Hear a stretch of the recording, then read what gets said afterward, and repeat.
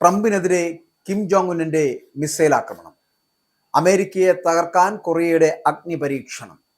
അമേരിക്കയെ ലക്ഷ്യമിട്ട് കിമ്മിന്റെ അഗ്നിപരീക്ഷണം നടക്കുന്നു. പശ്ചിമേഷ്യൻ സംഘർഷത്തിനിടെ അത്യാധുനികമായിട്ടുള്ള മിസൈൽ എഞ്ചിൻ പരീക്ഷിച്ച് ഉത്തര കൊറിയ മുന്നോട്ടു പോകുന്നു. പശ്ചിമേഷ്യയിലെ US സൈനിക കേന്ദ്രങ്ങളിലേക്ക് ഏത് നിമിഷം വേണമെങ്കിലും ഉത്തര കൊറിയയും ഇത്തരത്തിലുള്ള ആക്രമണങ്ങൾ ഉണ്ടാക്കിയേക്കാം എന്നുള്ള സൂചനകൾ പുറത്തു വരുന്നു.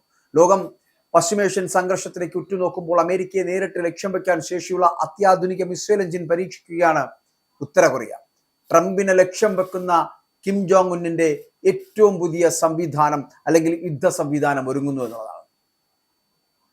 ട്രംപിനെതിരെ ഏത് നിമിഷം വേണമെങ്കിലും അത്തരത്തിലുള്ള ഒരു മിസൈൽ ആക്രമണം നടത്താൻ തയ്യാറാണ് എന്നുള്ള സൂചനകളാണ് കിം ജോങ് ഉൻ തരുന്നത്. അതായത് അമേരിക്കയെ തകർക്കാൻ കൊറിയയുടെ മിസൈൽ ആക്രമണം നടത്താം, അല്ലെങ്കിൽ ഇത്തരത്തിലുള്ള അഗ്നിപരീക്ഷണങ്ങൾ നടത്തി ഭയപ്പെടുത്താം എന്നുള്ള ഒരു രീതിയിലേക്ക് കിം ജോങ് ഉൻ എത്തിയിരിക്കുന്നു എന്നുള്ളതാണ്. അത്യാധുനികമായിട്ടുള്ള മിസൈൽ എഞ്ചിൻ പരീക്ഷിച്ചുകൊണ്ട് ഉത്തര കൊറിയ മുന്നോട്ട് പോകുന്നതിന്റെ ലക്ഷ്യങ്ങൾ ഇറാനുമായി സൗഹൃദത്തിലൂടെ അമേരിക്കയെ തകർക്കുക എന്നതാണ് ലക്ഷ്യം.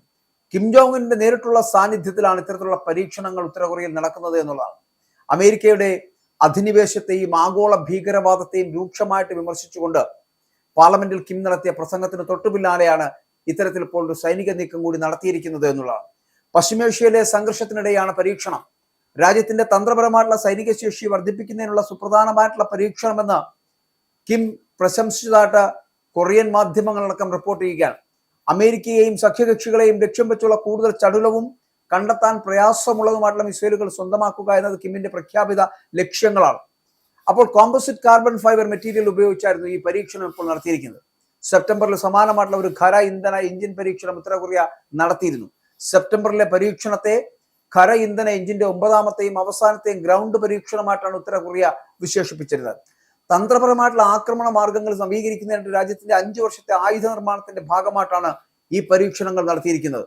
പരിശോധനയിൽ എപ്പോൾ എവിടെയാണ് നടന്നത് എന്നുള്ള അടക്കമുള്ള റിപ്പോർട്ടുകൾ ഇതുവരെയും റിപ്പോർട്ട് ചെയ്തിട്ടില്ല എന്നുള്ളതാണ്. എഞ്ചിന്റെ ആകെ ജ്വലന സമയം പോലുള്ള ചില പ്രധാന വിവരങ്ങൾ അത് വെളിപ്പെടുത്താത്തതിനാൽ തന്നെ ഏറ്റവും പുതിയ പരീക്ഷണത്തെക്കുറിച്ചുള്ള ഉത്തര കൊറിയയുടെ അവകാശവാദം പൊള്ളയായിരിക്കാം എന്നാണ് ദക്ഷിണ കൊറിയ പറയുന്നത്. ഉത്തര കൊറിയയുടെ ഖര ഇന്ധന എഞ്ചിൻ വികസന പരിപാടിയിൽ ചില കാലതാമസങ്ങൾ നേരിടുന്നുണ്ടാകാമെന്നും അല്ലെങ്കിൽ റഷ്യയുടെ സാങ്കേതിക സഹായത്തോടെ മെച്ചപ്പെട്ട എഞ്ചിൻ വികസിപ്പിക്കുവാൻ രാജ്യം തീരുമാനിച്ചിരിക്കാം എന്നുമാണ് ദക്ഷിണ കൊറിയ പറയുന്നത്. അപ്പോൾ യുക്രൈനെതിരായിട്ടുള്ള റഷ്യയുടെ യുദ്ധത്തെ പിന്തുണയ്ക്കുന്നതിനായിട്ട് ഉത്തര കൊറിയ സൈന്യവും ആയുധങ്ങളും അയച്ചതോടെ സമീപ വർഷങ്ങളിൽ രാജ്യങ്ങൾ തമ്മിലുള്ള സഹകരണം കൂടുതൽ ശക്തമാവുകയാണ്. സമീപ വർഷങ്ങളിൽ US-ലെത്താൻ സാധ്യതയുള്ള ദൂരപരിധിയുള്ള വിവിധതരം ഭൂഖണ്ഡാന്തര മിസൈലുകൾ ഉത്തര കൊറിയ പരീക്ഷിച്ചു കഴിഞ്ഞിട്ടുണ്ട്. എന്നാൽ പ്രധാന ആയുധ പരീക്ഷണ വിക്ഷേപണങ്ങളെ കുറിച്ച് ഉത്തര കൊറിയയുടെ ചില മുൻകാല അവകാശവാദങ്ങൾ അന്നേ സംശയാസ്പദമായിരുന്നു എന്നാണ്. 2024 മൾട്ടി വാർഹെഡ് മിസൈൽ അത് വളരെ വിജയകരമായിട്ട് പരീക്ഷിച്ചതായിട്ട് ഉത്തര കൊറിയ അവകാശപ്പെടുന്നുണ്ട്. എന്നാൽ പരീക്ഷണ പരാജയം മറച്ചുവെക്കുവാനായിട്ട് തെറ്റായിട്ടുള്ള അവകാശവാദം ഉന്നയിക്കുകയായിരുന്നു ഉത്തര കൊറിയ എന്നാണ് ദക്ഷിണ കൊറിയ അന്ന് ആരോപണങ്ങൾ ഉന്നയിച്ചിരുന്നത്. അതേസമയം പശ്ചിമേഷ്യയിലെ US സൈനിക കേന്ദ്രങ്ങളുടെ ഉപഗ്രഹ ചിത്രങ്ങൾ ഇപ്പോൾ റഷ്യ ഇറാന് കൈമാറിയതായിട്ടാണ് യുക്രൈൻ പ്രസിഡന്റ് വ്ളാഡിമിർ സെലൻസ്കി കഴിഞ്ഞ ദിവസം പറഞ്ഞത്.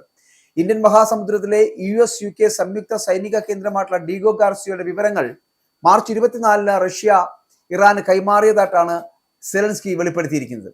കുവൈത്ത് രാജ്യാന്തര വിമാനത്താവളത്തിന്റെയും വിവിധ രാജ്യങ്ങളുടെ എണ്ണപ്പാടങ്ങളുടെയും അടിസ്ഥാന സൗകര്യങ്ങളുടെയും ഒക്കെ ചിത്രങ്ങൾ അടക്കം പകർത്തി നൽകിയതായിട്ടാണ് സെലൻസ്കിയുടെ ആരോപണം ഇപ്പോൾ പുറത്തു വരുന്നത്. അമേരിക്കയുടെ പശ്ചിമേഷ്യൻ താല്പര്യങ്ങളെ തകർക്കാൻ ഇറാനും റഷ്യയും ഉത്തര കൊറിയയും ഒത്തുചേരുന്ന ഒരു പുതിയ അച്ചുതണ്ട് രൂപപ്പെടുന്നുവെന്ന ആശങ്കയിലാണ് രാജ്യാന്തര നിരീക്ഷകർ.